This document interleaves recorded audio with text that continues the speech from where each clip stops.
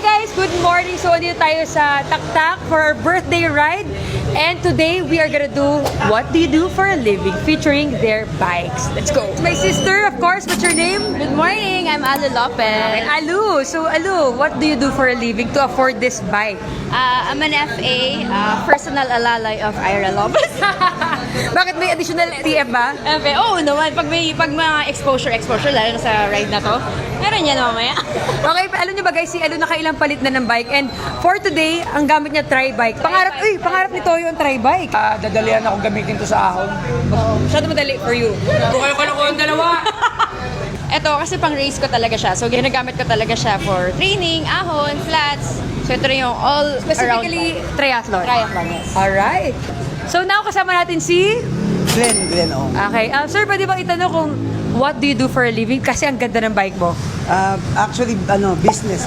Pero part-time chemist. Wow. Ngayon, parang hindi ako nakarinig ng chemist, ha? Mrs. Masa. Okay. Pero pala yun. Oh, okay. What kind of business, sir? Hindi, glass and aluminum kami. Glass and aluminum. Ito ba yung limited edition na Colnago C68? Na titanium. Wow. Ito yung, kumbaga, carbon yung frame niya, pero yung lugs. May dumaan na! Ano masasabi? Sabi ko kasi, what do you do for a living? Chemist daw siya, Mrs. Umaasa. Ito, Kemi siya. Alam mo dati nahuli to ng Pidea. Kemi siya. Anong maganda sa bike nito? Bakit napakamahal niya? Isang bike, magmamahal siya or maganda sa paningin ng ibang mga biker pagka maganda ang wheelset. Wheelset. Maganda ang frame, maganda ang wheelset.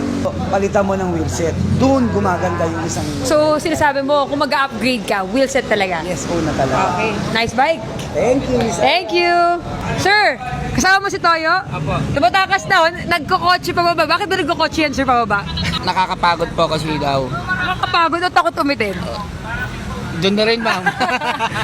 Oh, pinagbabawal na technique. Guys, nakita nyo naman last year lang nabudol natin to, sinamahan natin sa Colnago at pang ilang bike mo na ba yan, Toyo? Pangatlo.